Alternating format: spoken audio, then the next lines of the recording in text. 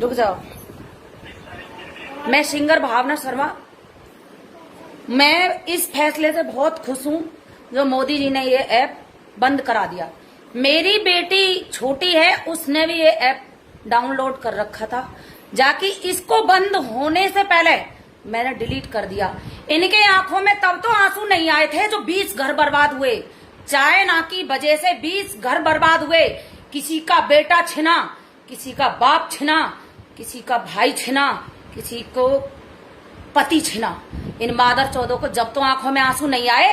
अगर इन्हें इतना ही शौक है टिकटॉक बनाने का तो चाइना क्यों नहीं चले जाते।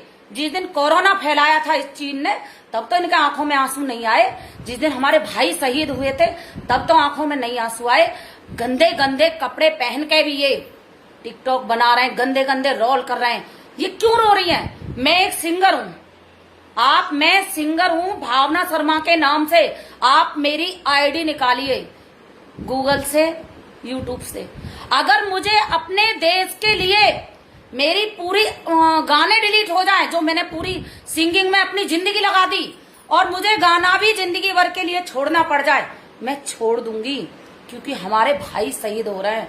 और जो ये रंडी रो रही है ना, और जो ये भड़ुआ रो रहे हैं, इनको चाइना भेज दो मोदी जी, चप्पल मार मार के।